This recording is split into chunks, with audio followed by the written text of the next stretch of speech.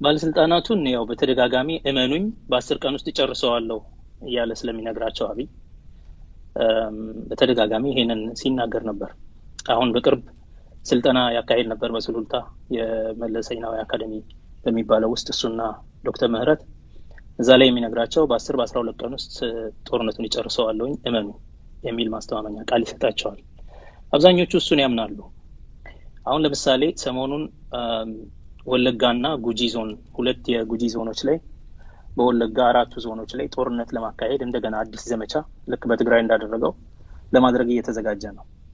እሱን ለማድረግ ወለጋ ነቀምት የኦሮሚያ የጸጥታና አስተዳደር ኃላፊው የኦሮሚያ ልዩ ኃይል ኃላፊ ኮሎኔል ደቻሳ ማለት ነው እነዚህ ሁለት ሰዎች የሚመሩት ትልቅ ስብሰባ አለ። እዛ ውስጥ የሚነገረው ነገር ምንድነው? በ10 በ12 ቀን ውስጥ ጁንታውን እንደመሰሳለን እመኑኝ እጨርሰዋለሁ ከዛ በኋላ እንበለጽጋለን። ልክ በዛው አግባብ ደግሞ አሁን በአጭር ጊዜ ውስጥ በኦሮሚያ ክልል የምናደርገውን የጸረ ሸኔ ዘመቻም እንደዚሁ እንጨርሳለን የሚል ይነግራቸዋል። አዲስ አበባ ከተማ አብዛኛው የፕሮፓጋንዳ ሰለባ ነው ህዝቡ። እንደምታውቀው የኢትዮ አማራ ኤሊት ሊቃን በተለያየ መንገድ እንደዚሁም አብይ በተለያዩ የመንግስትም የመንግስት ያልሆኑ ሚዲያዎች በኩል ብዙ የፕሮፓጋንዳ ወሬዎች ሲሰሩ ቆይተዋል። ከዚህ የተነሳ ህዝቡ የሚያምነው እውነት እየተምታታ ነው ሁሉ ጊዜ እና ጁንታውን አጥፍተናል ሲባል እልል ብሎ ያጨበጨባል። ሀገራችንን ለሀገራችን እስከመጨረሻው እንዘምታለን ውጡ ሲባልም ወጥቶ ይሰለፋል።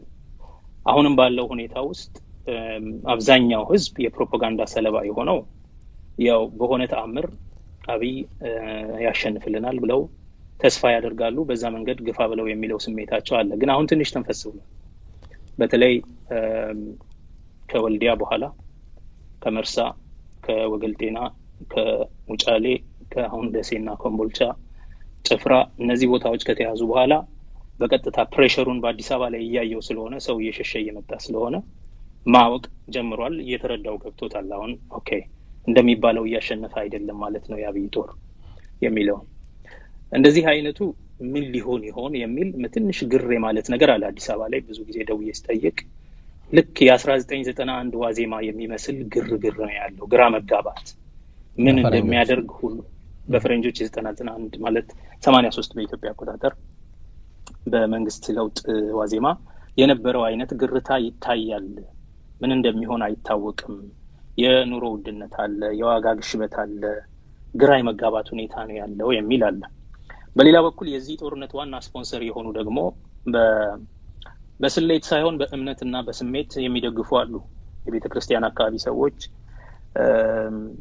ከእግዚአብሔር ንግርት አለው ብለው የሚያምኑ ሰዎች እነሱ አብይ ንጉስ ዳዊት ነው ብለው የሚያምኑ ሰዎች አሁንም በሆነ ተአምር እሱም እመኑኝ ስለሚል በሆነ ተአምር በትግራይ ላይ የበላይነቱን እንደሚጎናጸፍ የሚያስቡ አሉ። ሌሎች ደግሞ እንደዚሁ መሳሪያ የበላይነት አለን። አሁን በቅርብ ኢትዮጵያን ኤር ፎርስ ቢሾፍቱ ላይ ብዙ ሰዎችን እየጋበዘ የፕሮፓጋንዳ ሰዎችን እነዚህ ተከፋይ አክቲቪስቶችን በሙሉ እየጋበዘ ያስጎበኛቸው ነበር። ተስፋና እምነታቸው በአየር ኃይሉ በኩል እንዲሆን ማለት ነው። በእርግጥም አሁንም የማጥቃት ኃይል አቅም ይኖረዋል ብለው አስበዋል። ስለዚህ አንዳንድ ሰዎች የአየር ኃይሉ ስላለ በዛ አየር ኃይል ይደመሳቸዋል፣ የድሮንም ሁኔታ አለ፣ እነዚህ ነገሮችም ያጠቁልናል፣ በምንም አይነት አያሸንፉም፣ የትም አይደርሱም የሚል ስሜት ያላቸው በስሌት በምክንያት ሳይሆን በእምነት ኦልሞስት መንፈሳዊ ንግርት ይዘው የሚያምኑ የግድ ማሸነፍ አለበት የሚሉ ከዚህ ደግሞ ያለፈው በፍጹም ጥላቻ ማለት ነው ሪያሊቲውን መቀበል የማይችሉ ዲሉድድ የሆኑ የጥላቻ ኃይሎች አሉ። በቃ በምንም አይነት በቃ ይሄንን መቀበል አንችልም የሚሉ ማለት ነው እስከመጨረሻው እና ማጥቃት አለብን ከዚህ በፊትም ሲሉ ነበር። አዲስ አበባ ውስጥ እርምጃ ሊወሰድባቸው ይገባል ምናምን ሲሉ የነበሩት ይሄው አሁን ታሰሩላቸው፣ ተሰበሰቡላቸው፣ ንብረታቸው ተዘረፈላቸው፣ ትንሽ ረፍት ያገኙት ማለት እንደነዛ አይነቶች አሉ። እና እንደሚታወቀው አሁን መቀሌን የሚደበድበው ድብደባ የሚያደርገው የጦርነት ዓላማ ስላለው አይደለም። እሱም ያውቃል የጦርነት ድል ለማስጨበጥ ስትራቴጂካዊ የሚሊተሪ ስትራቴጂክ ድል ለማስገኘት ብሎ አይደለም። በመገስገስ ላይ ያለውን የትግራይ መከላከያ ሰራዊት አቅጣጫ ለማስቀየር ነው።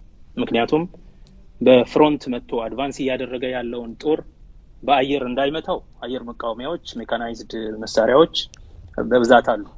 ስለዚህ እዛ ጋር በፍርሃት በርቀት ነው የሚያልፈው። መቀሌም ሲሄድ እንኳን ሲደበደብ በጣም ከርቀት ነው የሚጥለው። ለምንድን ነው ያንን የሚያደርገው? ሚሊተሪ ስትራቴጂክ ድል ለማግኘት ብሎ ሳይሆን መቀሌ እየተደበደበ ነው ብለው የትግራይ መከላከያ ሰራዊት ዋና የአየር መቃወሚያ መሳሪያዎቻቸውን ወደ መቀሌ ሲመልሱ ፍለፊት አድቫንስ ያደረገ ያለውን በአየር ለመደብደብ ለማዘጋጀት ነው። ያ ፕላን እየሰራ አይደለም። አሁን ደግሞ መቀሌም እንደሚታወቀው ራዳሮችም ተተክለዋል። አይ ቲንክ ብዙም ቀርበው ወግ ያለው ማለት ወታደራዊ ስትራቴጂካዊ ጥቅም ያለው ድል ለማስገኘት ሳይሆን በቀቢጸ ተስፋና በጥላቻ ቪንዲክቲቭ በሆነ መንገድ እኛ ከጠፋን አይቀር ቢያንስ የምንችለውን ያህል እንግደል። አስተውል፣ ይህ ህዝብ በጦርነት ሳያሸንፉት ሲቀሩ በረሃብ እንዲያልቅ የሞት ፍርድ የፈረዱበት ህዝብ ነው። ስለዚህ በተቻለ መጠን በዚህ መንገድ እንጉዳው ብለው ነው እንጂ ምንም አይነት ድል ለማስገኘት አይደለም። በአጠቃላይ አዲስ አበባ ውስጥ ያለው ሁኔታ ግርታ ነው። ምን ይሆን የሚል በጣም ግራይ መጋባት። በእርግጥ እውነት አሁን በቃ ተሸንፏል፣ እያሸነፈ ግን እንዳልሆነ ቀስ እያለ እየገባቸው ነው። እና እንዳልኩህ የእምነት ሰዎች አሉ፣ የጥላቻ ሰዎች አሉ፣ ዲሉዥናል የሆኑት ማለት ነው። እነሱ አሁንም ይተባበቃሉ። ሌሎች ደግሞ የቴክኖሎጂ ኃይልን የሚጠቀሙ ከዚህ በፊትም ትግራይ ላይ እያሸነፉት እያለ በድሮን ነው አናታቸውን ብሎ ያሸነፋቸው። ስለዚህ አሁንም ድሮን እና መሳሪያ አለን የሚሉ አሉ። ሌላ ሶስተኛ እምነት ያላቸው አሉ። ኢሳያስ ከአስመራ መጥቶ መቀሌን ይቆጣጠራል የሚል እምነት ያላቸው በዛ አሁንም የእምነት ቡድኖች ማለት ነው እንደዛ የሚያስቡ አሉ። ግን ይሄ በጣም ኮሚትድ የሆኑት ትግራይን ለማጥፋት የትግራይን ህዝብ ስነልቦና ለመስበር በጥላቻ የሚንቀሳቀሰው ወገን አካል ነው። ኖርማሉ ህዝብ ግን ይሄ ተራውና ተርታው ህዝብ ግራ በመጋባት ምን ይሆን እያለ እየጠበቀ እንዳለ ነው የሚሰማኝ። እናመሰግናለሁ ዶክተር። የኢትዮጵያ መንግስትና የአማራ ተስፋፊ ኃይል እንዲሁም የኤርትራ ሰራዊት ትግራይን እዚህ ደረጃ ለማድረስ ለማስራብ ለመቅጣት የሄዱበት ጉዞ እና በተለይ ደግሞ የኢትዮጵያ መንግስት አልቲሜት ሪስፖንሲቢሊቲ ያለው ትግራይን የመጠበቅ የፌደራል መንግስት ነውና የፌደራል መንግስት እነዚህን ኃይሎች ትግራይ ውስጥ አስገብቶ እዚህ እንደዚህ አይነት በደል መበደሉ አሁን ካለበት ሁኔታ ጋር ሲያነጻጸር የሄዱበት ጉዞ ምን ይመስላል? አሁን ትግራይ ያለበት ሁኔታም እስቲ በደንብ ወደ ተመልካቾች ብዙ ነገር ነው እዚህ ላይ መነገር ያለበት ብዬ ነው። የትግራይን ህዝብ እንደ ራሱ ህዝብ አይቶት አያውቅም። መጀመሪያ ጉብኝት ሲያደርግ በትግርኛ ተናግሮ አንዳንድ ነገር ራፕሮችማ ለማድረግ ያለ አይደል ጥሩ መቀራረብን ለመፍጠር የሚጥር ይመስል ነበር። ቆየት ብሎም ይሄ ጦርነት ሊጀምር ጥቂት ቀናት ሲቀሩት በትግርኛ እንደዚሁ ኢንተርቪው ሰጥቶ የትግራይን ህዝብ እንዴት ጦርነት ከፍትበታለሁ ምናምን የሚል again እንደዚሁ የማዘወናበጃ ንግግር ሲያደርግ ነበር አብይ። ከዛ በተረፈ ግን የጠላት ቡድን እንደሆነ ነው አብይ የሚናገረው። መቼም ቢሆን እንደ ህዝቡ መቼም ቢሆን እንደ ወገኑ አይቶት አያውቅም። ምናልባት በአማርኛ ሲናገሩ አይሉት ይሆናል እንጂ በኦሮምኛ ሁሉ ጊዜም እንደ ጠላት ነው ዲና ብለው ነው የሚናገሩት። በተለይ አብይ ደጋግሞ ማለት ነው ወሪ ዲና ነው የሚለው ጠላት ማለት ነው። በመሆኑም ይሄን ህዝብ መብቱን የማስጠበቅ ልዕልናውን የማስከበር ከማንኛውም ተፈጥሯዊና የጠላት ጥቃት የመታደግ ኃላፊነት አለኝ የሚል ስሜት ኖሮት አያውቅም። ይሄን ደግሞ ማየት ከፈለክ ለረጅም ጊዜ እነ ኢሳት የሚሰብኩትን ነገር ማዳመጥ ነው። ሉዓላዊነት ትርጉም የለውም፣ ኢሳያስ ወያኔን ለማጥፋት መንቀሳቀስ አለበት ምናምን ብለው እነ ሲሳይ አጌና ቀደም ብለው ጀምሮ ጦርነት ሲጠሩ ነበር። አብይም የኢሳያስን ጦር ጠርቶ ጋብዞ ገና ከመጀመሪያው የሰሜን እዝን ከትግራይ እንዲወጣ ለማድረግ ሙከራ አድርጎ ከዛም በኋላ በተለያየ መንገድ ከሌሎች ሀገሮችም ድሮኖች ገዝቶ ሜርሲነሪዎች ቀጥሮ ሲያሰማራ በትግራይ ህዝብ ላይ የትግራይን ህዝብ ለመጠበቅ የትግራይን ህዝብ መብት ለማስከበር የትግራይን ህዝብ እና የትግራይ ህዝብ ድንበር ላይ ያለ ህዝብ እንደመሆኑ አገራዊ ሉዓላዊነትንና የድንበር ሰላምን ለማስጠበቅ ብሎ ተንቀሳቅሶ አያውቅም። እንደሚታወቀው ትልቁ የክህደት ተግባር ነው የተፈጸመው። ትልቁ የክህደት ተግባር ምንድነው ከተባለ የኤርትራ ጦር ገብቶ ሲዋጋ መጀመሪያ ላይ አልገባም ነው ያሉት። የለም የኤርትራ ጦር ዲያቆን ዳንኤል ሳይቀር ኢትዮጵያን ትንቋታላችሁ ማለት ነው፣ በጣም በውጭ ሀገር እንኳን ሰላም ለማስከበር የምትችል ሀገር ነች፣ ትግራይን ወያኔን ለመፍጨት እኮ አንድ 10 ቦምብ እዚህና እዛ ብንጥል ያበቃል እና እንዴት ከኤርትራ ኢትዮጵያን አታውቁትም ማለት ነው፣ ከኤርትራ ሰራዊት ይጠየቃል ብለው ሲናገሩ ነበር። በኋላ ለማስተባበል ሞክረዋል። የመጀመሪያው ስቴፕ ክህደት ነበር። ምንም ነገር የለም አልመጣም። ቀጥሎ አንድ የራሳቸው ጀነራል ያው ከድንበር ላይ ያለውን ጦር ሰሜን ዕዝ ከተወጋ በኋላ ለራሳቸው ገቡ። አብይም እንደዛ ነው የሚለው። ሰሜን ዕዝ ስለተወጋ ከኋላው ስለተወጋ ክፍት በሆነው በር እነሱ ገቡ የሚል ነበረ። ከዛ በኋላ ደግሞ ያው ሚዲያዎቹ በተለያየ መንገድ የኤርትራ ጦር እንደ ረዳቸው ሲናገሩ ነበረ። እሱም ራሱ ፓርላማ መጥቶ ዘንድሮ ባለቀን እንደ ኤርትራ አይነት ውድ ወዳጅ ባይኖረን ኖሮ ምን ይውጠን ነበር የሚል ሲናገር ነበረ። ስለዚህ ሄደው መጨረሻ ላይ አምነዋል። ለውጭ ሀገሮች ለተባበሩት መንግስታት ድርጅት ዋና ጸሐፊ ጭምር የኤርትራን ጦር ማስወጣት አልችልም አለ እንዲወጣ አረጋለሁ ብሎ ግን ማስወጣት እንደማይችል ጫና እንዳለበት ሲናገር ነበር። በአጠቃላይ የትግራይን ህዝብ በሚመለከት የተፈጸመው ነገር ክህደት ነው። ይሄ እንደ አገር የክህደት ወንጀል የተፈጸመበት ነው። ሃይ ትሪዝን የሚባል ማለት ነው። እዚህ ይሄንን ሃይ ትሪዝን ጊዜው ሲደርስ በአግባቡ እሱም አጃቢዎቹም የመንግስትና የወታደራዊ ባለስልጣናቱም የደህንነት ሰዎችም ሙሉ በሙሉ ሊጠየቁበት የሚገባ የክህደት ተግባር ነው። በራስ ህዝብ ላይ የውጭ ሀገር ያውም ለረጅም ጊዜ በድንበር ግጭት ምክንያት የጠላትነት ግንኙነት ባለው አገር ማስወረር፣ ማዘረፍ፣ በጣም የተለያዩ አሰቃቂ ቃላት የተገኙላቸው ወንጀሎችን እንዲፈጸም በሬዎችና ከብቶች ታርደዋል፣ ሰብሎች ተደምስሰዋል፣ ተቃጥለዋል፣ ሰዎች እንዳያርሱ ተደርገዋል፣ ህፃናትና ሴቶች ተደፍረዋል፣ የመሰረተ ልማት አውታሮች በሙሉ ወድመዋል፣ ተነቃቅለው ተዘርፈዋል። ይሄ ሁሉ የተደረገው በአብዛኛው በኤርትራ ጦር፣ በአማራ ልዩ ኃይል እና ፋኖ እንደዚሁም በተወሰነ ደረጃ የኢትዮጵያ መከላከያ ሰራዊት ነው። ይሄ ተግባር ለህዝቡ ተጠያቂነት ካለው መንግስት፣ ለህዝቡ ከሚያስብ መንግስት፣ ህዝቤ ነው የሚለው ወገን ካለው መንግስት የሚጠበቅ አይደለም በምንም አግባብ እና ኢንፋክት የኤርትራን ጦር ለመከላከል ጠበቃ ሆነው ሲከራከሩ በጣም ብዙ ሰዎች ተሰምተዋል እና በእርግጥም የራሳቸው ህዝብ ማን ነው ብለን እስክንጠይቅ ድረስ ማለት ነው። የኤርትራ ጦር ኢትዮጵያን መምታት አለበት፣ ትግራይን መምታት አለበት ብለው ይነግሩና አሜሪካ የኤርትራ ጦር ይውጣ ስላለች ከውስጥ ጉዳያችን ውጪ ሉዓላዊነታችንን አትጉጂ ምናምን የሚል ንግግር ያደርጋሉ። ይሄ ማፈሪያ ነው። ስለዚህ ማን ጠላታቸው፣ ማን ወገናቸው፣ ማን ህዝባቸው፣ ሉዓላዊነታቸው የማን እንደሆነ በግልጽ አሳይተዋል። የትግራይን ህዝብ የሚመለከት ነገር የኢትዮጵያን ሉዓላዊነት የሚመለከት ጉዳይ አይደለም። የትግራይ ድንበር የኢትዮጵያን ሉዓላዊነት የሚመለከት ጉዳይ አይደለም። ነገር ግን በኢትዮጵያና በአማራ ክልል ያለ ድንበር መካከል ያለ ቦታ ብዙ የሚያጣላ ደም የሚያፋስስ አጀንዳ ነው እና ይሄ በጣም ያሳዝናል። ያለው ሁኔታ በአጠቃላይ የዚህ መንግስት ቁመና ከትግራይ ህዝብ ጋር የጠላትነት ነው። ከትግራይ ህዝብ ጋር ብቻ ሳይሆን በእኛ እምነት ከኦሮሞ ህዝብ ጋር ደመኛ ጠላት ነው። ኢንፋክት ከምንም በፊት ትግራይም ወደ ጦርነት ከመሄዱ በፊት በኦሮሞ ህዝብ ላይ ለ2 አመት ጦርነት ሲያካሂድ የነበረ ነው።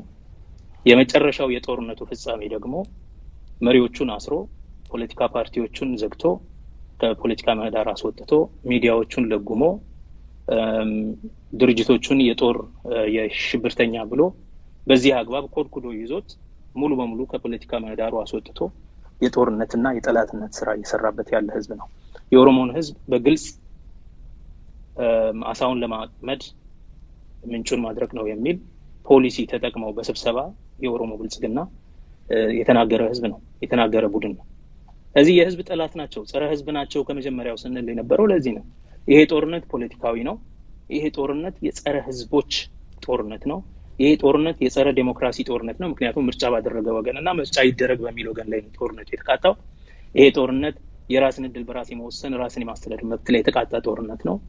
ይሄ ጦርነት የፌዴራላዊ ህብራዊነትን የሚቃወም ጦርነት ነው። ከዚህ አንፃር የዚህ ቡድን ሙሉ ቁመናው ጸረ ህዝብ የሆነ በተለይ ደግሞ ይገዳደረናል ብለው በመርህ ደረጃ የሚፋለማቸውን የትግራይንና የኦሮሞን ህዝብ እንደዚሁም የብዙ ጭቁን የደቡባዊ ኢትዮጵያ ህዝቦችን ኢንክሉዲንግ በሰሜን የሚኖሩ ደቡባውያን ምላቸውን የቅማንትን የአገውን እና የወሎ ኦሮሞን በጠላትነት የፈረጀ በህዝብ ላይ የተደረገ ጦርነት ነው። ይሄ መንግስት በአጠቃላይ ቁመናው የህዝቦች ጠላት እንደሆነ ነው የምናስበው።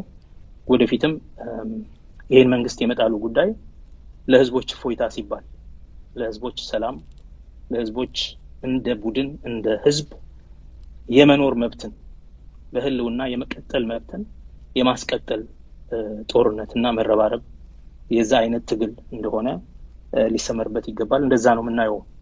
ስለዚህ አሁንም እየተደረገ ያለው ትግልና ፍልሚያ በአንድ በኩል የህዝቦች በህይወት የመኖር በህልውና የመቀጠል the right to existence ግለሰቦች በህይወት የመኖር መብት አላቸው። ቡድኖች በህልውና የመቀጠል existence the right to life and the right to existence አላቸው።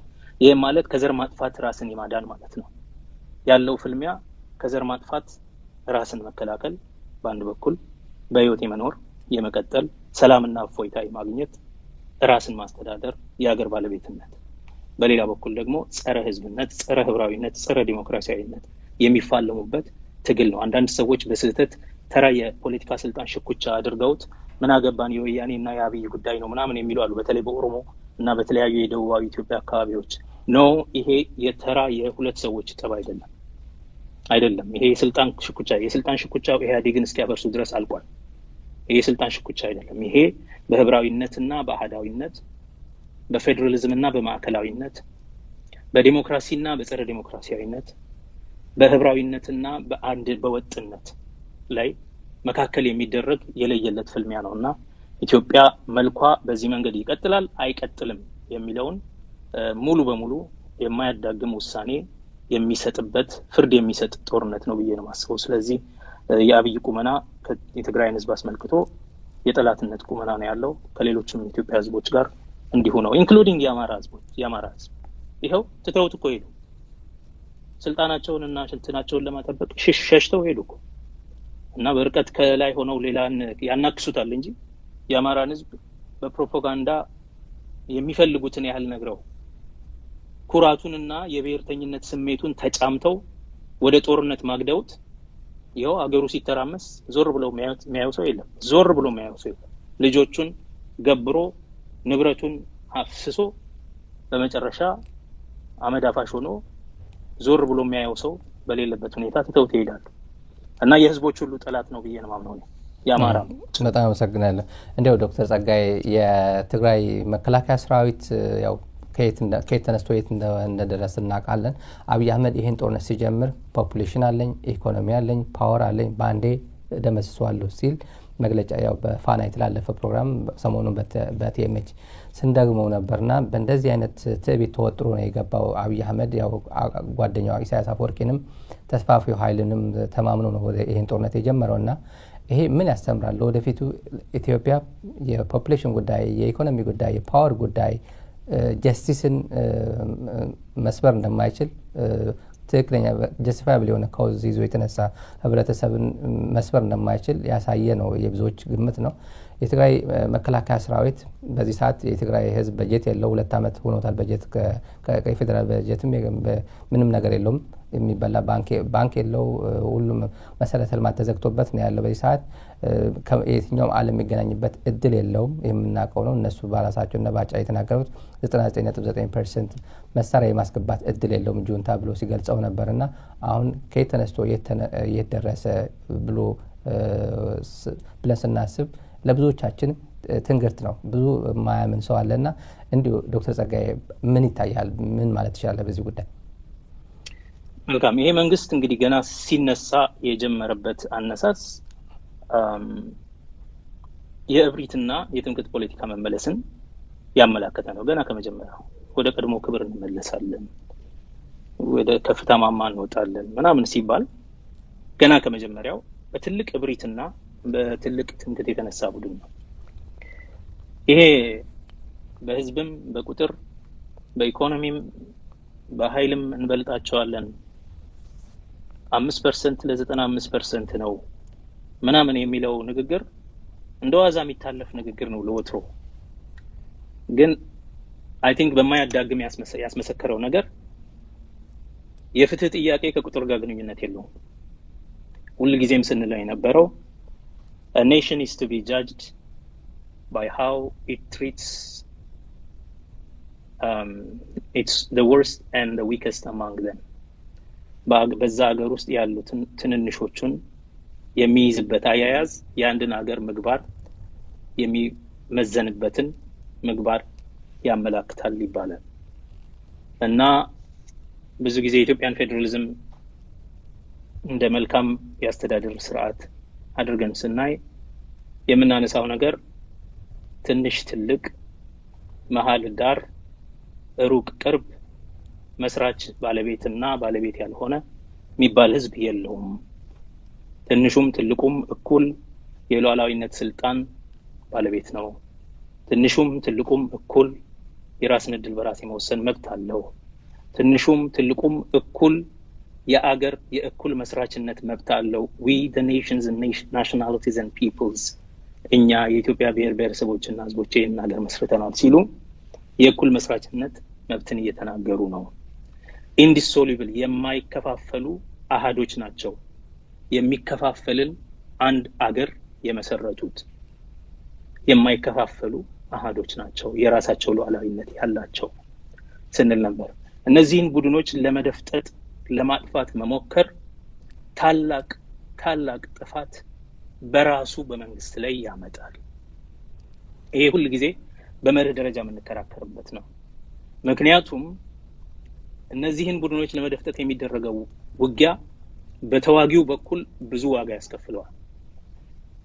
በሚፋለመው ወገን ግን በሚቃወመው ወገን ግን በአናሳው ቡድን በኩል ግን ያለውን ነገር ሁሉ ነው የሚከፍለው። ምክንያቱም ሊያጠፋው የመጣው ምንም ባይዋጋም ይጠፋል፣ እየታገለ መጥፋትን ይመርጣል። የሉዓላዊነት የህልውና ጉዳይ ስለሆነ ስለዚህ እንደዚህ አይነት ጦርነት ፖለቲካዊ መፍትሄ ነው እንጂ የሚሰጠው የፍትህ ጉዳይ ስለሆነ ማለት ነው።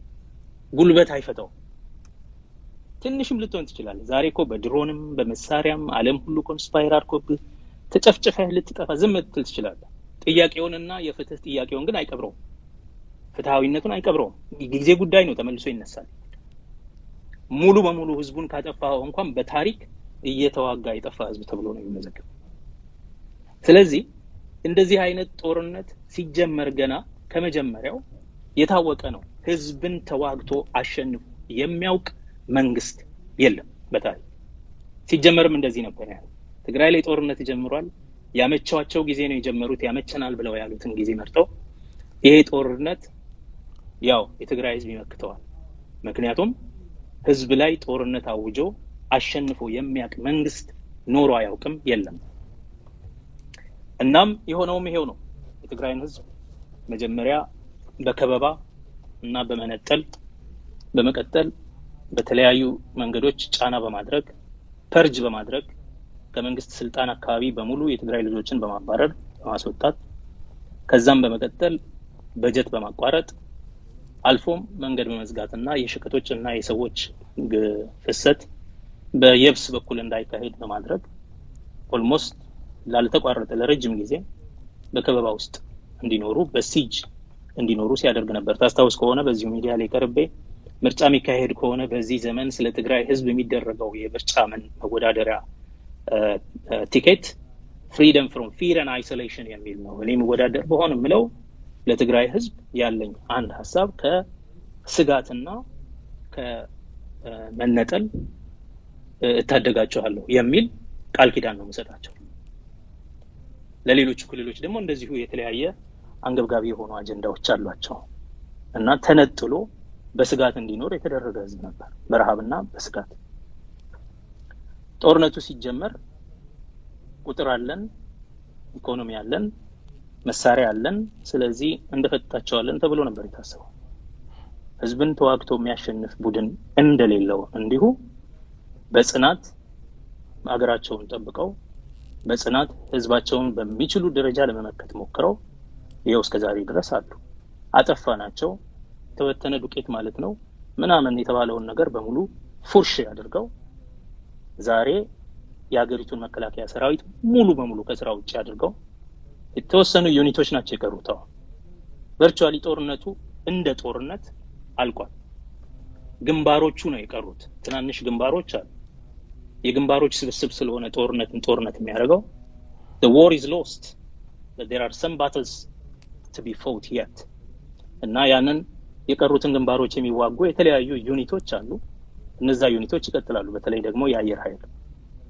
ነገር ግን የትግራይ ህዝብ የኢትዮጵያን መከላከያ ሰራዊት ሙሉ በሙሉ ከስራው ውጪ አድርጎታል የአማራ ልዩ ኃይልና ፋኖም ወደ ክልሉ ተመልሶ ራሱን መከላከል ያቃተው ነው መወነጃጀል ጀምረዋል እንዲሁም አሁን የኤርትራ ጦር እንደዚሁ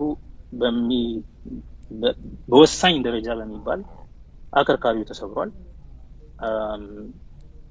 አሁንም የሚዘጋጁት ነገር አለ እንደገና መልሶ ለማጥቃት ከአብይም ጋር አዲስ ስምምነት አድርገዋል የሚባል ነገር ሰምቻለሁ ነገር ግን አይ ቲንክ እነሱም የጊዜ ጉዳይ እንጂ የሚያበቃላቸው ይሆናል ካሁን በኋላ ኢትዮጵያን ድንበር ዘለው ትግራይ ነው ጋለው የሚሉ ከሆነ አይ ቲንክ የኤርትራም ጦር ሙሉ በሙሉ ይሄ በስልጣን ላይ ያለው መንግስትም አይ ቲንክ ወደ ግብአተ ፍጻሜው መሄድ ይመስለኛል የሆነ ባጭሩ ለምንድነው የትግራይ መከላከያ ሰራዊት እና የትግራይ ክልላዊ መንግስት እንደዚህ ሬዚሊየንት የሆነው የሚለው ነገር አንደኛ ፍትሃዊ ጦርነት ነው ይዋጋው በህልውና የመቀጠል ጦርነት ነው ይዋጋው በህልውና የመቀጠል በማንንም ላይ ሄዶ አልዘመተም አገሩ ላይ ነው የተዘመተበት ቤቱ ነው የተመታው ቤት ለቤት እየሄዱ እኮ ነው ባለስልጣናት የተገደሉት ጡረተኛ ባለስልጣናት ቤት ለቤት እየተፈለጉ እየተንኳኳባቸው ኦኬ ቤታቸው ተመታ እንጂ የሰው ሀገር አልሄዱ አንደኛ ስለዚህ በህይወት የመኖር መብት ከራስ ላይ የተቃጣን ጥቃት የመመከት መብት ስለሆነ የተጠቀሙት ራስን የመከላከል መብት ስለሆነ ፍትሃዊ ጦርነት ውስጥ የተሳተፉ በመሆኑ ነው ሬዚሊየንት የሆኑት አንደኛ የሰርቫይቫል ጉዳይ ስለሆነ ሁለተኛ ከዛ በፊትም ቢሆን ፖለቲካዊ አላማውም ትክክል ስለሆነ በመርህ ደረጃ ፖለቲካዊ አላማው ምንድነው ዴሞክራሲያዊ ምርጫን በማድረግ የመንግስት ስልጣንን እናድሳለን እንጂ የተወረሰን ስልጣን ይዘን አንቀጥልም ዴሞክራሲያዊ ምርጫ እንዲደረግ ህገ መንግስታዊ ግዴታ አለብን ህገ መንግስቱ ይጠይቀናል የክልሉ ህገ መንግስት ይጠይቀናል የሀገሪቱ ህገ መንግስት ይጠይቀናል በአገር ደረጃ ተከራክረው በማጭበርበር ታልፎ ቢሆን የነሱ ጥያቄ በክልል ደረጃ ግን የክልል ህገ መንግስታችንን በዚህ መንገድ እናከብራለን ብለው ከተቃዋሚዎቹ ጋር ተባብረው ትግራይ ትመርጣለች ብለው በሚል ሞቶ መርጠው ምናልባትም በታሪካቸው ለመጀመሪያ ጊዜ ሁሉን አካታችና ዲሞክራሲያዊ የሆነ ምርጫ አድርገው ስልጣናቸውን በዲሞክራሲያዊ አግባብ አድሰዋል ስለዚህ ከዲሞክራሲ መስፈርት አንፃርም ቢሆን ዲሞክራሲያዊ ቁመና ያለው መንግስት ለዲሞክራሲ መርህ ብሎ የሚዋጋ እስከሆነ ድረስ እንደሚያሸንፍ ምንም ጥርጥር አልነበረም ይሄ አንዱ ምክንያቱ ነው ሶስተኛ በመርህ ደረጃ አሁንም ራስን የማስተዳደር መብት ትን የመከላከል ጉዳይ ነው ጦርነቱ ራሳችንን እናስተዳድራለን በህይወት እንኖራለን በህልውና እንቀጥላለን ብቻ ሳይሆን በክልላችን ጉዳይ ማንንም ሊወስንልን አይችልም ምርጫ እናደርጋለን አናደርግም ይሄን አይነት መንግስት እናቆማለን አናቆምም በዚህ አይነት እንተዳደራለን አንተዳደርም ይሄንን ማንንም አይወስንልንም ይሄ የራስን እድል በራስ የመወሰን መርህ ዋና የህዝቦች መብት ብቻ ሳይሆን በኢትዮጵያ ውስጥ የመደራጃ መርህ ነው it's an organizing principle ይሄ አገሩን ያቋቋምንበት አምድ ነው የአገሩ መቋቋሚያ መሰረት ነው ይሄ መርህ በዚህ መርህ ላይ ነው እኛ ክልል ሆነን ያለ ነው ራሳችንን የማስተዳደር መብትን ተሰጥቶን ተጎናጽፈን ያለ ነው ይሄንን መብት መጻረር መሰረታዊ ህገ መንግስትን የመናድ ተግባር ነው የሚል ግልጽ የሆነ መርህ ላይ የተመሰረተ አላማ ያለው ጦርነት ስለሆነ በመጨረሻ ለምንድነው ይሄን ያህል ሬዚሊየንስ ያለው ከተባለ ህዝባዊነቱ ነው ይሄንን ውጊያ የሚዋጋው አንድ ቡድን የፖለቲካ አመራር የፖለቲካ ድርጅት ሳይሆን የትግራይ ህዝብ እንዳለ እንደ ህዝብ ነው እየተዋጋ ያለው። መንግስቱ ህዝቡን የማታገል ኃላፊነቱን በምርጫ ስልጣኑን ተረክቦ የህዝቡን ሉዓላዊነት ማስጠበቅ ግዴታውን እየተወጣ ነው ያለው። ስለዚህ ህዝባዊነቱን ደግሞ የምታየው የትግራይ መከላከያ ሰራዊት ከትግራይ ብሔራዊ ክልላዊ መንግስት በላይ ነው። ለምሳሌ ሴንትራል ኮማንዱን ካየህ ከመንግስት ውስጥ ካሉ ሰዎች ውጪ ያሉም አሉ፣ ተቃዋሚዎችም ጭምር ነጻድቃንን ጨምሮ ማለት ነው። በሴንትራል ኮማንዱ ስር ነው እንግዲህ አይደለም የትግራይ መከላከያ ሰራዊት አለ፣ ፖለቲካው ዊንግ አለ፣ ኢኮኖሚው አለ፣ ዲፕሎማሲው አለ፣ እነዚህ ያሉት። ስለዚህ ይሄ የሚያሳየው ህዝባዊነቱን ነው። ስለዚህ ኢመርጀንሲ ጊዜ በህዝብ ደረጃ ሁሉም የተለያየ የፖለቲካ አቋም ያላቸውም ጭምር ሀገራቸውን፣ ክልላቸውን፣ ህዝባቸውን ለመታደግ የተሳተፉበት መሆኑ ሁሉም ህዝብ እንደ አንድ መቆሙ፣ እንደ አንድ መናገሩ፣ የሚያስፈልገው መስዋዕትነት እንደ አንድ ሆኖ መክፈል መቁረጡ ያ የሬዚሊየንስ ውጤት ነው።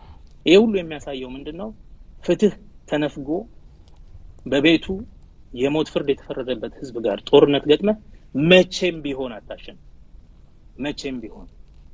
መቼም ቢሆን ማለት ኢቭን እንደዚህ በኃይል ተቋቁሞ በዚህ ፍጥነት ሪቨርስ አድርጎ አንተን ሊያሸንፍ ባይመጣ እንኳን እንዲሁ ተዝረክርኮ ማለት ነው። አሁን እንደ ኦሮሚያ ሰፊ ግዛት ውስጥ ሆኖ በጣም በተለያየ ቦታ የተወሰኑ ጥቃቶች መከላከሎች እያደረገ እዚህ ጋር ሲቀዘቅዝ እዛ ጋር የሞቀ እንኳን ያለው ቦታ ላይ መቼም ቢሆን አታሸንፈው።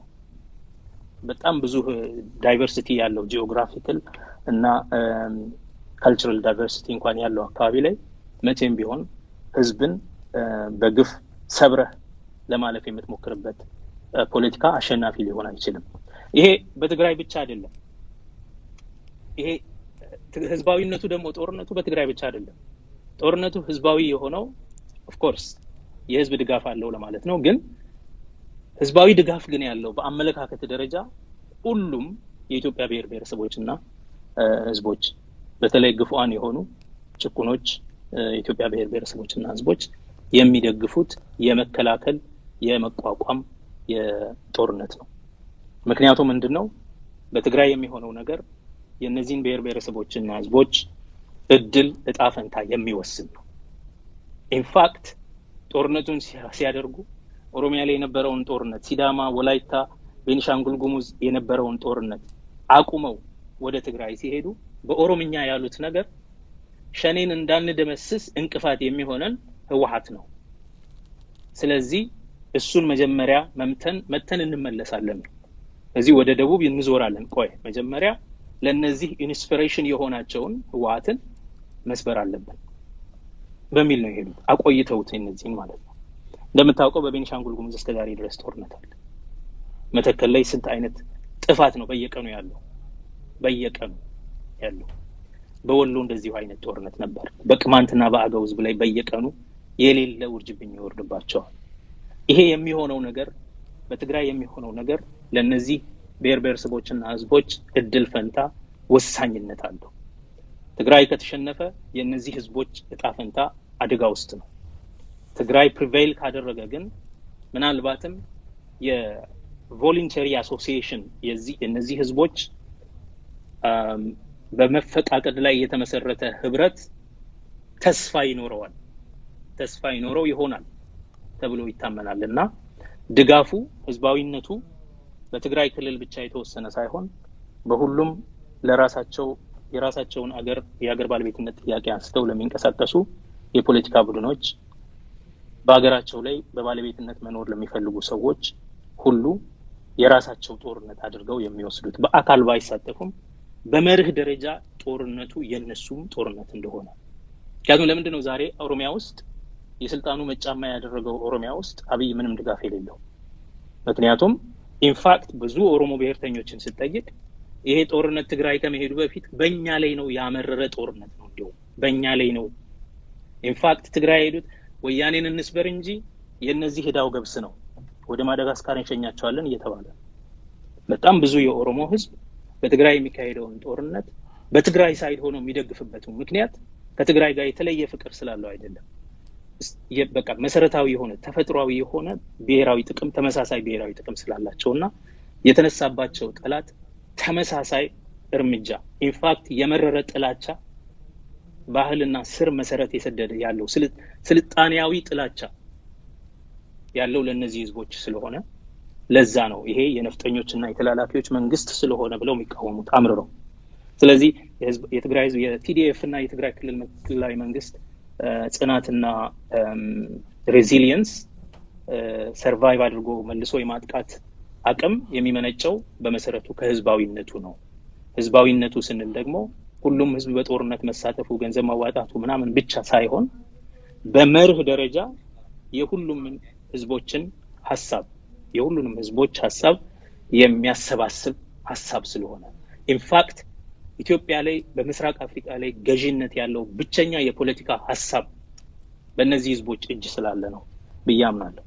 በጣም አመሰግናለሁ። ቀደም ብለህ እንደገለጽከው ዶክተር ዋናው የዚህ ድል የትግራይ መከላከያ ሰራዊት ዋናው የድሉ ቁልፍ ተብሎ የሚገለጸው በብዙዎች የሚታመነው የትግራይ መከላከያ ሰራዊት ከላይ ሆኖ እንዲያዝ የተደረገው ሜሪት ቤዝድ የሆነ በእውቀት መሰረት ያደረገ የወታደራዊና ፖለቲካዊ እውቀት ያላቸው ከላይ ሆነው ኮማንድ እንዲሰጡ ከላይ ሴንትራል በሆነ መንገድ ያለ ምንም ፖለቲካ ልዩነት በሙሉ ይሄ ህወሓት ገዢ ነኝና እኔ ነኝ ይሄን ሰራዊት ማዘው ሳይል ሴንትራል ኮማንድ አቋቁመው ለምሳሌ ፖለቲካው ህይወት ውስጥ የሌለው እና ታጋይ ጻድቃን ገብረትንሳኤ ጭምር አካቶ እና ሌሎች ወታደራዊ አዛዦችም ጭምር አካቶ ከፖለቲካው ዘርፍም በሙሉ ተካቶበት ነው እዚህ ደረጃ የደረሰውና ትልቁ ከህዝባዊነቱ በተጨማሪ አሁን የገለጽከው አደረጃጀቱ ጭምር በጣም ለዚህ ስኬት እንዳደረሰው ነው የሚገለጸው።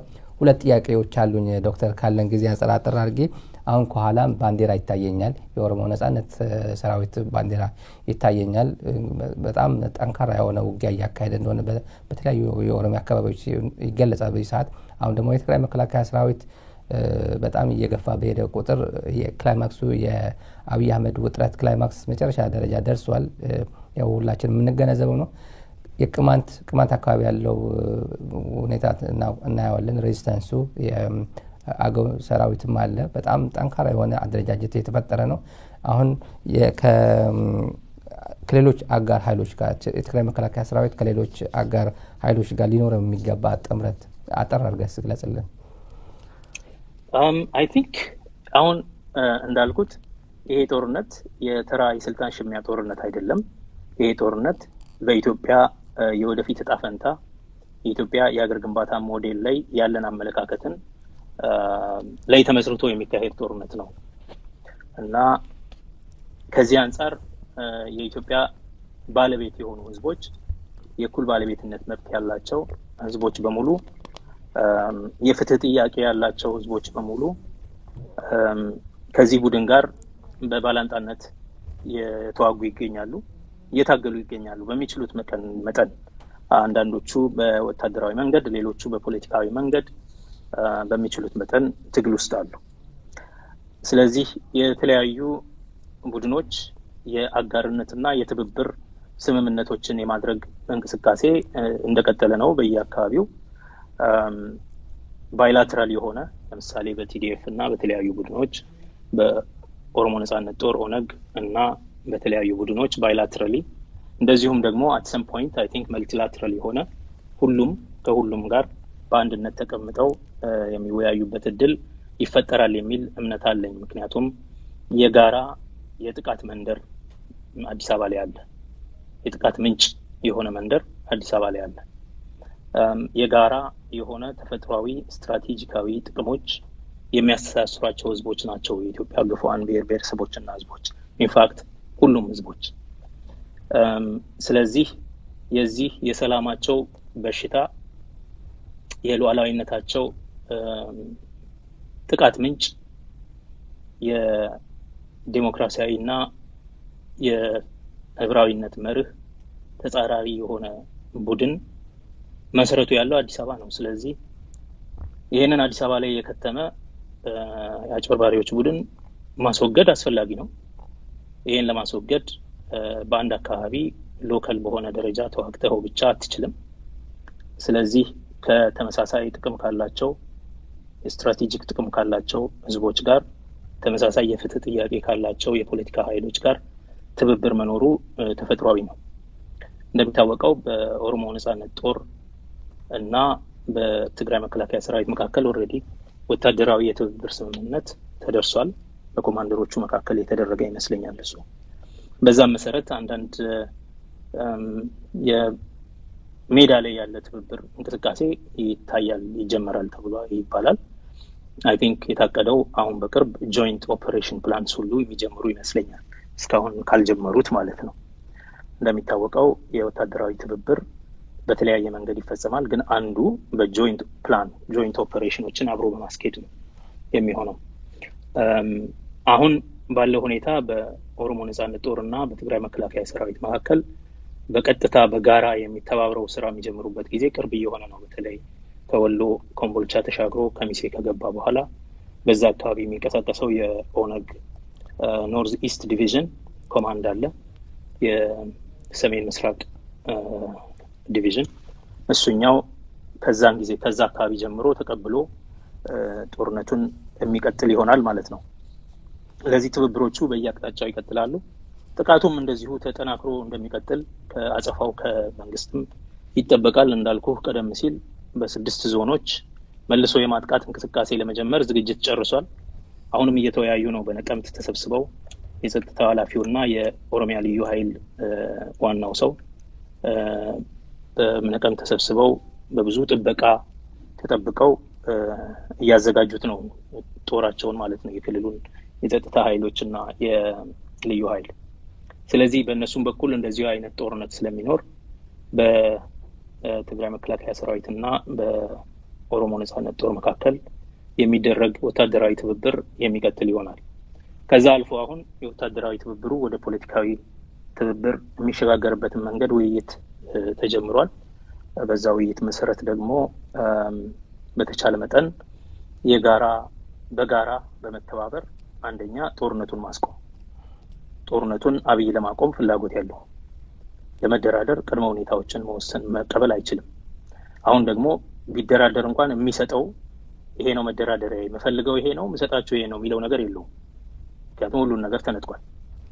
ስለዚህ አብይ አሁን ባለው ሁኔታ ጦርነቱን እንዲያቆም ማስገደድ ነው ያለብን ማለት ነው።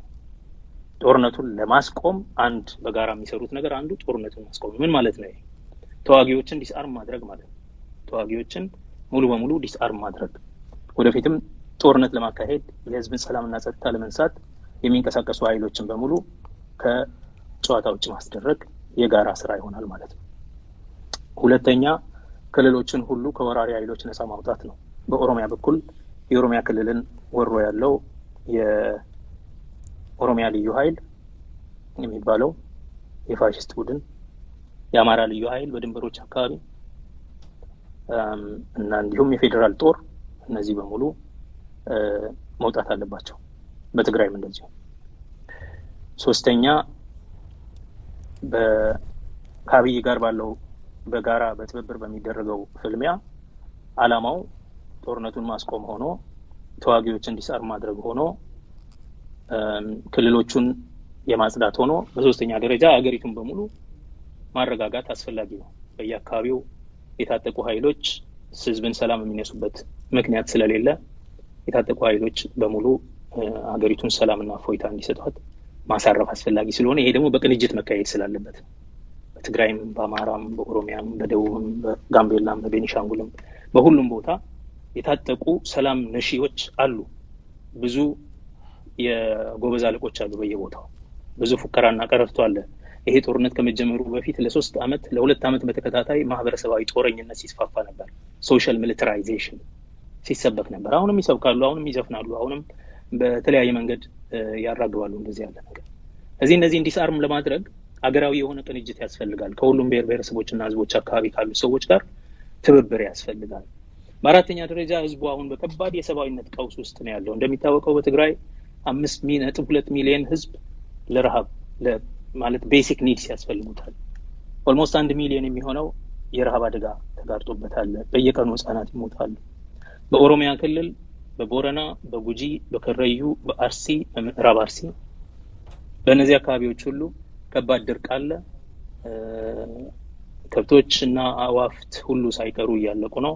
ሰዎች በተለይ በአርሲና በከረዩ በብዛት ያልቃሉ። ስለዚህ ከባድ የሰብአዊነት ቀውስ ስላለ የሰብአዊነት እርዳታ የሰብአዊ እርዳታ በእነዚህ አካባቢዎች እንዲደርሱ ማድረግ ያስፈልጋል። በሁሉም አካባቢ ረሃብ አለ፣ ወሎ ውስጥ ረሃብ አለ እና በዛ ላይ ደግሞ አሁን መፈነቃቀሉ አለ፣ የሸሸም የሄደው ሰው አለ፣ የኢኮኖሚው ሁኔታ ሙሉ በሙሉ ከስራ ውጪ ነው። ስለዚህ በአጠቃላይ በአገሪቱ ውስጥ የሰብአዊ እርዳታ የሚደረግበትን አግባብ ማቀላጠፍ እንደዚሁ በአገር ደረጃ የተባበረ እርምጃ የሚያስፈልግበት ጊዜ ነው። ምክንያቱም እኛ ብቻ ሳይሆን ዓለም እንኳን ተጨንቆ 10 ጊዜ ያህል ተሰብስቦበታል ይሄን ጉዳይ። የሰብአዊ ቀውስ በጣም በስፋት ስላለ ይሄን ነገር ማቆም አለብን ብሎ ዓለም ራሱ እጁን የሚያስገባበት መንገድ ተሸብቦ ነው በእነ አብይ ያለው።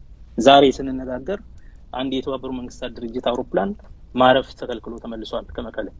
ይሄን የሚያደርገው የአብይ ቡድን ነው እና ዓለም እንኳን የሰብአዊ እርዳታ ለመስጠት ፈልጎ ያንን እንዳይሰጥ እያደረጉ ያሉ ኃይሎች ስላሉ እነሱን ከማስወገድ ባሻገር የሰብአዊ እርዳታ ለህዝቦች በያሉበት ቦታ እንዲደርስ ለማድረግ ትልቅ ስራ መሰራት አለበት። በተለይ ደግሞ ምንም መፈናፈኛ የሌላቸው ቅማንት እና አገው የወሎ ኦሮሞ ቤቶቻቸው ተቃጥለው መኖሪያ በሌለበት ዝም ብለው አመድ ላይ የሚተኙ ሰዎች ያሉበት አካባቢ ማለት ነው። እነዚህ አንደኛ ሰርቫይቭ መደረግ አለባቸው፣ ሊደርሱላቸው ይገባል፣ ፕሮቴክት መደረግ አለባቸው። ሁለተኛ የሰብአዊ እርዳታ መድረስ አለበት። በሶስተኛ ደረጃ አገሩን ካረጋጋ የሰብአዊ እርዳታ ካደረስክ በኋላ የሆነ አይነት ትራንዚሽናል አሬንጅመንት ወዴት ነው ምን ሄደው እንዴት ነው ምን ሄደው የሚለውን የፖለቲካ ውይይት አንድ ቦታ ላይ ያስፈልጋል። አብይ ሲቀልድ ምርጫ አድርጌ መንግስት መሰረትኩ ባለ ማግስት የሀገራዊ መግባባት ዳያሎግ ጀምራለሁ አለ። እንዴ ማንዴት አዲስ መንግስት ከመሰረትኩ በኋላ የሀገራዊ መግባባት የሚባል ነገር የለም። የመግባባቱ ምልክት ምርጫው ነው። ስለዚህ በራሱ ምርጫ ማያምንም ማለት ነው። ወይንም ደግሞ ሊሉት በቃ ሲሉት ያለ ነገር ሰው ሲባል የቆየ ነገር ስለሆነ ሀገራዊ መግባባት ውይይት ማድረግ ያስፈልጋል ስለተባለ ይሄው አድርጌያለሁ ለማለት ብቻ ነው የሚያደርገው ማለት ነው። ወይም ያደርገውን አያውቅም ወይም ደግሞ ያደረገውን ነገር አያምንበትም ማለት ነው። መንግስት በመሰረትክ ማግስት የሀገራዊ መግባባት ዳያሎግ የሚባል ነገር አይኖርም። ምክንያቱም መንግስት ያለው መንግስት ተቀባይነት አጥቶ ማንዴቱ ወድቆ መግባባት ሳይቻል ሲቀር ኤክስትራ ኮንስቲቱሽናል የሆነ በስርዓቱ ውስጥም የሌሉ ሰዎችን ያካተተ ውይይት የምትጀምረው በዛን ጊዜ ነው። መንግስት በምርጫ አቋቁሜ አዲስ መንግስት አድርጌያለሁ ብለ ከዛው ማግስቱ ብሔራዊ መግባባት መንግስት ለማቋቋም ውይይት የምትጀምር ከሆነ የራስህን መንግስት አታምነውም ማለት ነው። ወይም እያደረክ ያለከው ነገር ምን እንደሆነ አታውቅም ማለት ነው እና ወይ ለይስሙላ ነው እያደረገ ያለው ሰዎቹ ስላሉ ከራሱ ፓርቲዎች ሰዎች ጋር እንወያይ ያለ ነው እና ይሄ ስላቅ ነው። እንደሱ አይደለም። የሆነ አይነት አሁን ከነበረው ክራይሲስ ፍጹም መረን ከሆነ ህገወጥነት ተመልሰን ወደ ህጋዊ ህገ መንግስታዊ ሳይንፖስቶች እንድንመለስ የሚያስችል ውይይቶችን ፋሲሊቴት የሚያደርግ ጊዜያዊ የሆነ አስተዳደር ያስፈልጋል። ያንን ያደርጋሉ እነዚህ የሚተባበሩ ኃይሎች በተለይ የትግራይ መከላከያ ሰራዊትና የኦሮሞ ነጻነት ጦር በትብብር ይሄንን ማድረግ አለባቸው ብዬ አስባለሁኝ። ፋሲሊቴት ያደርጋሉ። ከዚህ ባሻገር እንግዲህ ሁሉንም ኃይሎች በዳያሎግ እንዲሰባሰቡ ማድረግ እና አውትስታንዲንግ የሆኑ የህዝብ ጥያቄዎችን የማስመለስ ስራም እንደዚሁ በእነዚህ ኃይሎች ትብብር የሚሆን ይሆናል እና አይ ቲንክ ትብብሩ በጣም አስፈላጊ ነው። ምክንያቱም ይሄ ሰፊ ሀገር ነው። በተለያዩ አካባቢዎች ተመሳሳይ ጉዳቶች ደርሰዋል። እነዚህ የደረጃ ልዩነት አላቸው እንጂ እነዚህ የጉዳቶችን የነሱን እንዲሽሩ ማድረግ ግዴታ አለባቸው ማለት ነው። ከዛ ባሻገር በዚህ 3 አመት ውስጥ በጣም የሰው ልጆችን ህሊና የሚባጥጥ ብዙ ግፍ ተፈጽሟል እና በጋጠ ወጥነት ተፈጽሟል። በጉልበተኝነት በጀብደኝነት ብዙ አይነት ወንጀል ተፈጽሟል። የሰብአዊነት ወንጀል ተፈጽሟል። ቀደም ሲል እንደተጠቀስኩት ከፍተኛ የክህደት ስራ ተፈጽሟል። የዘር ማጥፋት እርምጃ ተወስዷል። የዘር ማጥፋት ሲባል ዘሩን አጥፍቶ መገኘት ሳይሆን አንድን ህዝብ እንደ ህዝብ ለማጥፋት በማሰብ የተወሰነውን መግደል ወይም ለመግደል መሞከር ማለት ነው።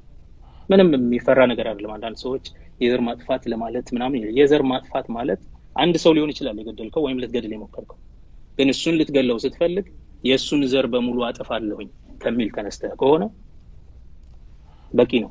የዘር ማጥፋት ተፈጽሟል ኢትዮጵያ ውስጥ። የዘር ማጽዳት ስራ ተፈጽሟል በተለያየ አካባቢዎች፣ በትግራይ፣ በአማራ ክልል፣ በተለያዩ የኢትዮጵያ አካባቢዎች ያሉ የትግራይ ተወላጆችን እና የኦሮሞ ተወላጆችን እየመረጡ ወደ እስርና ለተለያዩ ችግር ሲዳርጉ ማለት ነው። የዘር ማጽዳት ተፈጽሟል። የጦር ወንጀል በስፋት ተፈጽሟል። ሲቪሊያንስ ተደብድበዋል፣ ንብረቶች ወድመዋል፣ ተፈጥሮ ተቃጥሏል፣ ብዙ የጦር ወንጀሎች ተፈጽመዋል። አስገድዶ መድፈር እንደ ጦር መሳሪያ ተደርገው ተፈጽመዋል። ኢትዮጵያ ውስጥ በዚህ ዘመን ያልተፈጸመ አይነት የጦር ወንጀል የለም። የሰብአዊነት ወንጀል ተፈጽሟል። ክራይምስ አጌንስት ሂውማኒቲ ተፈጽሟል።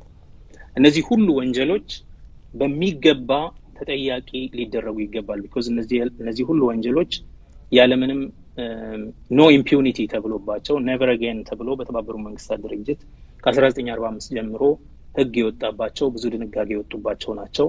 ብዙ ተቋማት ተቋቁመው እንደዚህ አይነት እርምጃ የወሰዱ ሰዎችን ተጠያቂ ለማድረግ የተሞከረበት ሁኔታ ነው ያለው። ስለዚህ ወደ ህገ መንግስታዊ ምልክቶች እንመለስ ስንል፣ ህጋዊ መሰረት ወዳለው ቁመና እንመለስ ስንል አንዱ የምናደርገው ኢፍትሃዊነትን መታገል ብቻ ሳይሆን ኢፍትሃዊነትን ያደረሱትን ሰዎች ተጠያቂ ለማድረግ በጋራ ተባብሮ መስራት ያስፈልጋል። ብልጽግና እንደሚታወቀው የአንድ ክልል ቡድን አይደለም። ቁመናውን ቀይሮ በኦሮሚያ አለ፣ በአማራ አለ፣ በሶማሊያ አለ፣ ቤኒሻንጉል በየቦታው። ይሄ ደግሞ እስከ መንደር ድረስ ገብቶ በየቦታው ተመሳሳይ ግፎችን ፈጽሟል። ስለዚህ በየቦታው ያለው ተጠያቂ እንዲሆን እያንዳንዱ አካባቢ ያለው ቡድን ማን ምን እንዳደረገ በግልጽ ስለሚያውቅ በትብብርና በቅንጅት ተሳትፎ እነዚህን ፈልጎ አድኖ ለፍርድ ማቅረብ ያስፈልጋል ማለት ነው። ስለዚህ መሰረታዊ መግባባቱ ወታደራዊ ነው ለአሁን። ግን ከወታደራዊ መግባባት በኋላ የፖለቲካዊ ትብብር ያስፈልጋል። የፖለቲካዊ ትብብር ለምንድን ነው የሚያስፈልገው ስንል ቅድም ያልኳቸውን 4-5 ዋና ዋና ነገሮች ለመስራት ነው።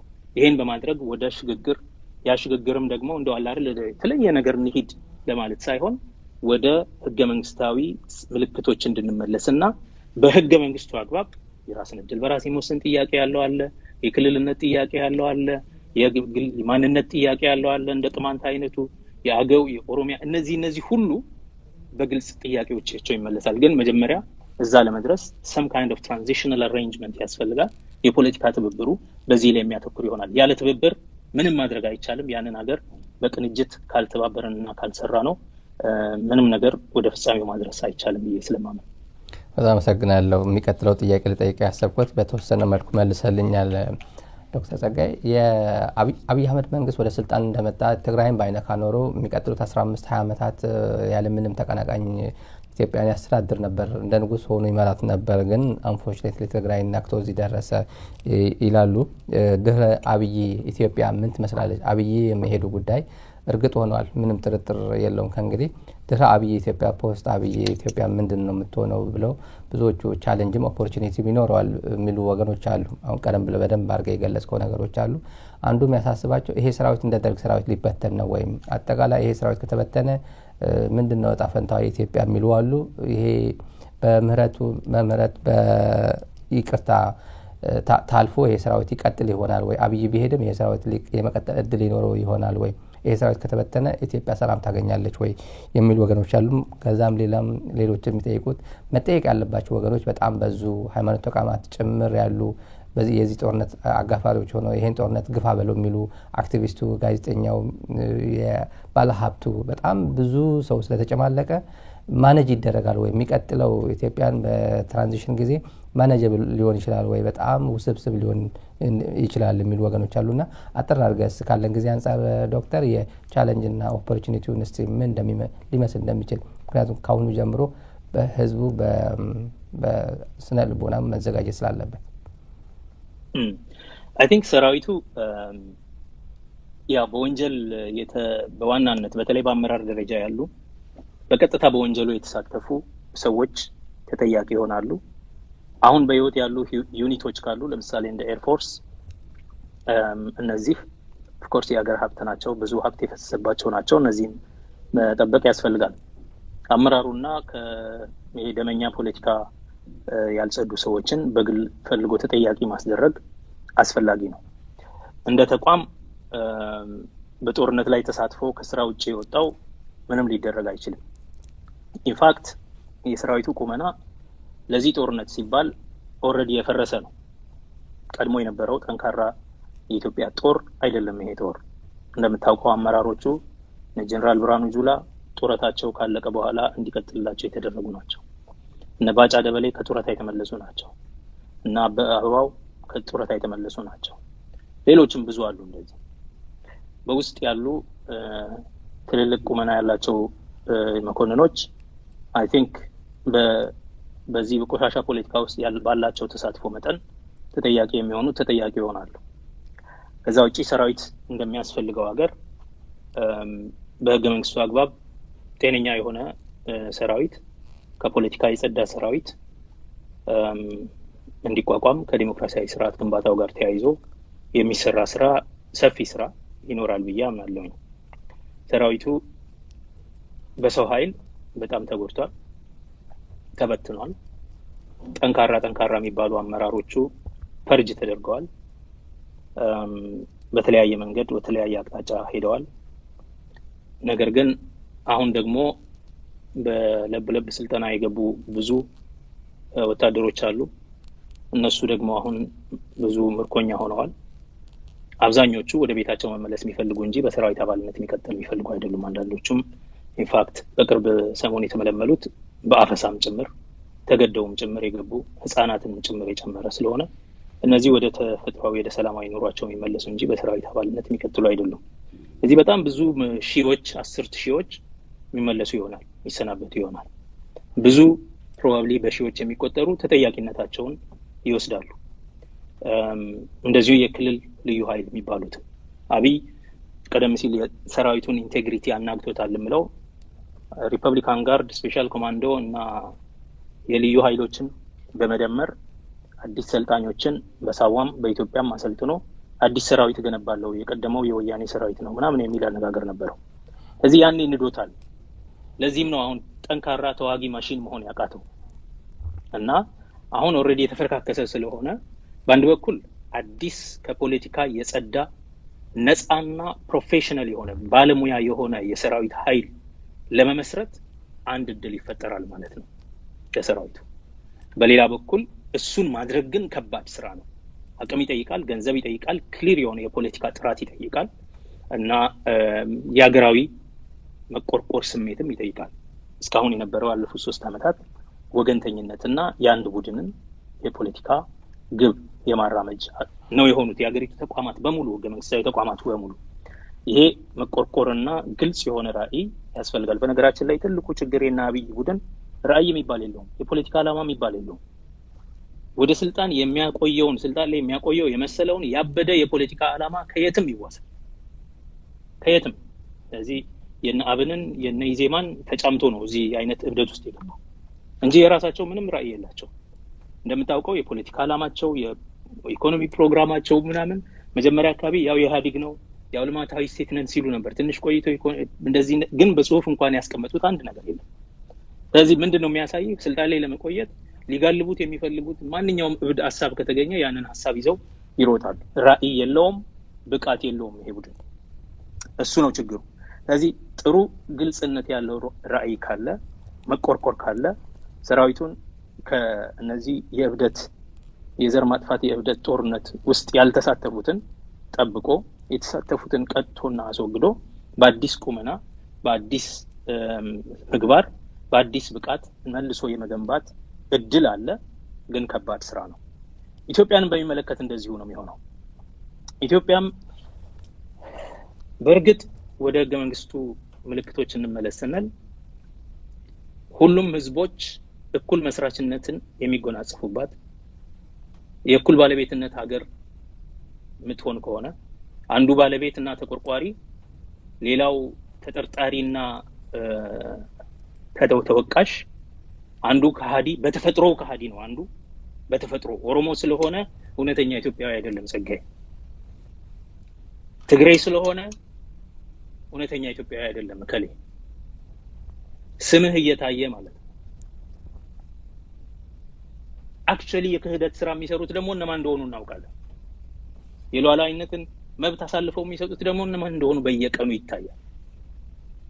እና እንደዛ አይነት ሀገር እንዳይሆን በእርግጥ የእኩል ባለቤትነት እኩል ሸክም እኩል መብት እኩል ኃላፊነት ያላት ሀገር ለሙርሲውም ለመሌውም ለኦሮሞውም ለአማራውም ለአኝዋኩም ለኑዌሩም ለትግራዩም ለሁሉም ሰው እኩል መብት እኩል ባለቤትነት እኩል መስራችነት እኩል ሉዓላዊነት የሚኖራት አገርን እንደገና ለመመስረት ትልቅ እድል ነው የሚከፍተው አሁን ምክንያቱም በማያዳግም ሁኔታ ይሄ የአህዳዊነት አካሄድ የሚያደርሰን ወደ ጦርነት ብቻ እንደሆነ ቀደም ብለን ባለፉት 4-5 ዓመታት ስንናገር ነበር ከፌደራሊዝሙ ውጪ ያለው አካሄድ ወደ ጦርነት ነው የሚወስደን ስንል ወደ ጦርነት ወሰደ ስለዚህ ተፈትኖ ታይቷል በቃ ፍጻሜው ይሄ ነው ከዚህ በላይ ሊሄድ አይችልም ይሄን ያ ህዝብ መገበር አልነበረብን ስለዚህ አሁን እንደገና ወደ ድሮይንግ ቦርዱ ተመልሰን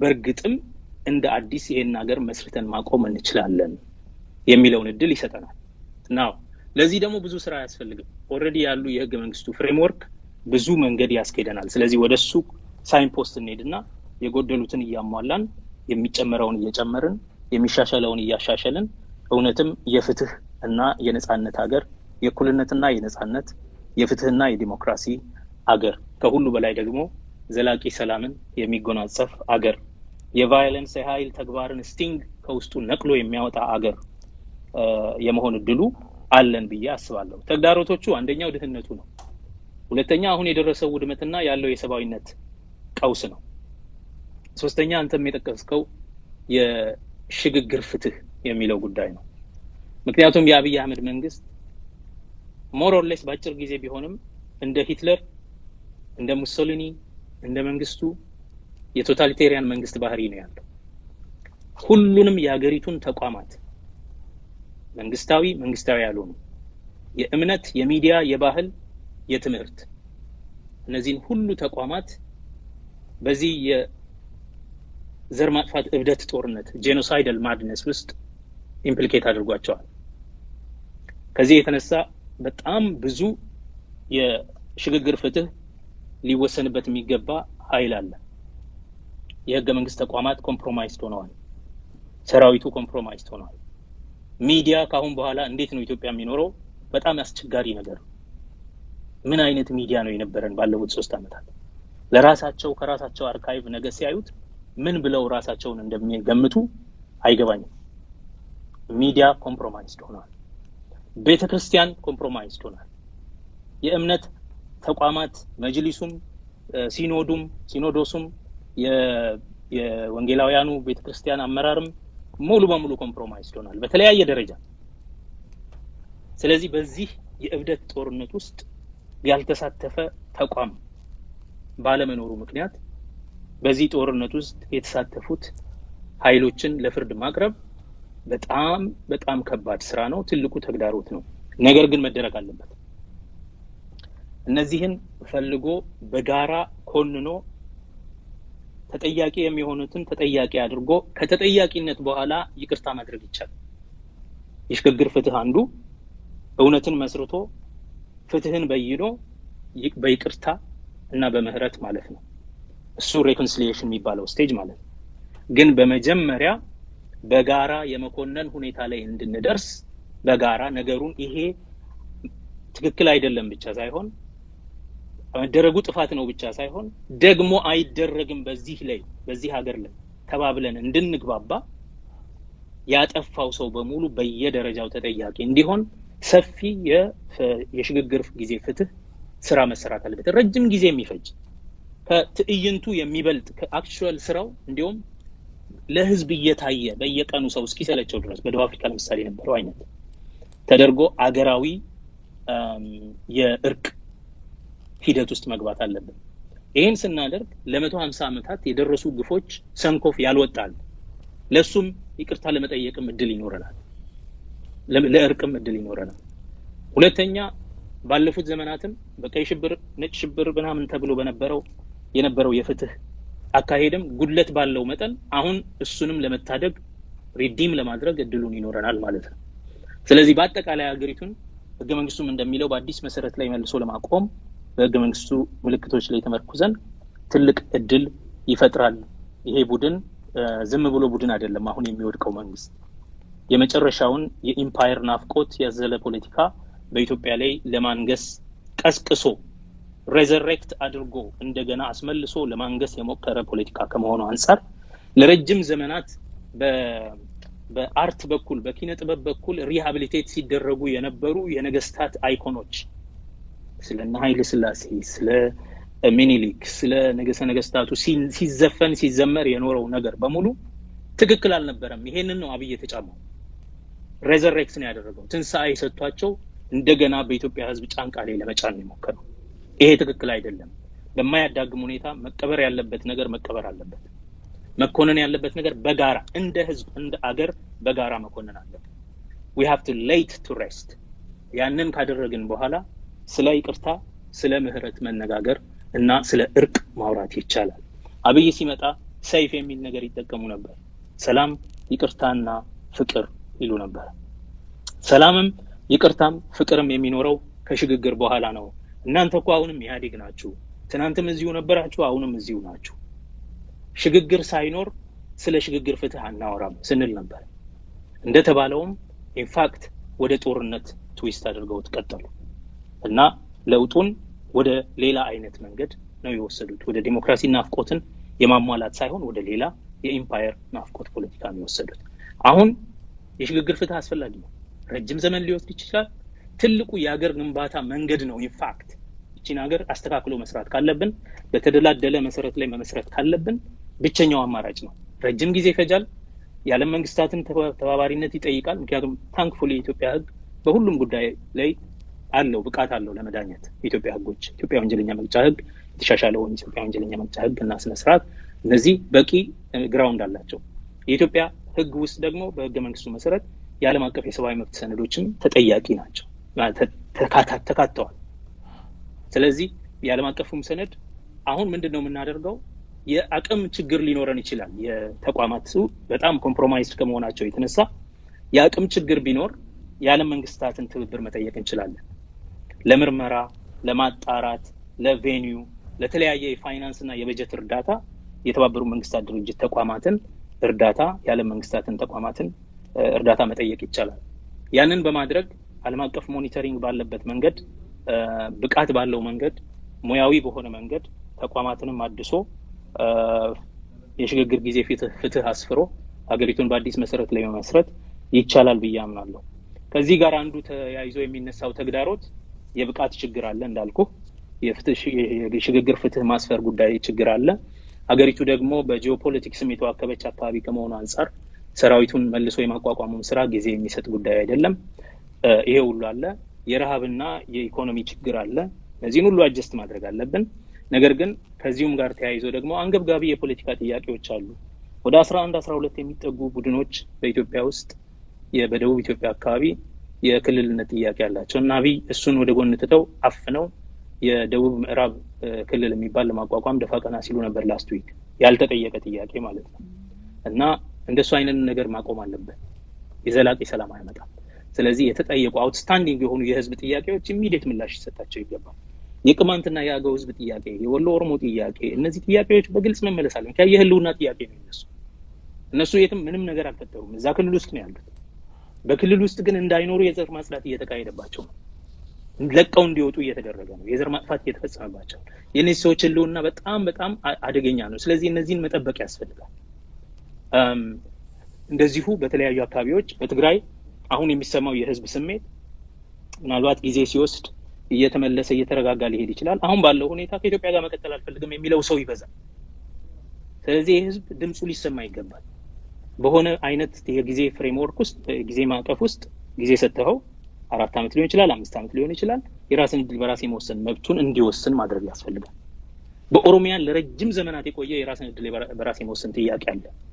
ይሄም ጥያቄ መመለስ አለበት። አውትስታንዲንግ እነዚህ ቻሌንጆቻችን ናቸው። እነዚህን ያለ ምንም ፍርሃት እነዚህን ሁሉ ቴብል ለማድረግ ወደ ጠረጴዛው ለማምጣት ያለ ምንም ፍርሃት ማስተማመኛ ከሰጠን ወደ ህገ መንግስታዊ ምልክቶች ተመልሰን ሀገሪቱን እንደገና መልሰን በተደላደለ መሰረት ላይ ለመመስረት ተመልሶ የፍትህ ማጣት ጥያቄ የዘር ማጥፋት ጥያቄ በኢትዮጵያ ውስጥ እንዳይነሳ የማድረግ ይሄንን የኢምፓየር ናፍቆትም ለዘላለሙ ለመቅበር የሚቻልበት እድል ይኖራል ብዬ አስባለሁ። ደግሞ ጥቁር ሰው የሚባል ዘፈን እንዳይዘፈን ኢትዮጵያ ውስጥ ደግሞ ጥቁር ሰው አይዘፈንም ኢትዮጵያ ውስጥ። ምክንያቱም እሱ ጋር ነው ችግሩ የነበረው። ጦርነት ሲከሰከስ የነበረው ያኔ ነው፣ አሁን እኮ አይደለም። ለዚህ ነው ዛሬ ዘፋኙም ሰዓሊውም ሰባኪውም ሁሉም ሰው ከመከላከያ ጋር ቆማለሁ እያለ የእብደት ጦርነት ውስጥ እየገባ ያለ። በባህል ኖርማል ተደርጓል የኤምፓየር ፖለቲካ ለረጅም ጊዜ። እዚህ እንደዛ አይነት ነገር እንዳይኖር የሚያደርግ የሽግግር ፍትህ ስራ ሊኖር ይገባል እላለሁ። ይቅርታ አስረዘምኩ። በጣም አመሰግናለሁ ዶክተር ጸጋዬ ለሰጠህን ጥሩ ጊዜ እጅግ አመሰግናለሁ። ሁሌም ከቲኤምኤች ጎን ሆነ ለትግራይ ህዝብም ለሌሎችም የተበደሉ የተገፉ ህዝቦች ድምጽ ስለምትሆን በተለይ በትግራይ እናቶች ስም እጅግ አመሰግናለሁ። ዛሬ የእንቅልፍ ሰዓትን ሰውተህ ነው ከቲኤምኤች ጋር ቆይታ ያደረግከው። መልካም ጊዜ ይሁንልህ። ተመልካቾች እጅግ አመሰግናለሁ ከኛ ጋር ቆይታችሁ ፕሮግራሙን ስለተከታተላችሁ። መልካም ምሽት።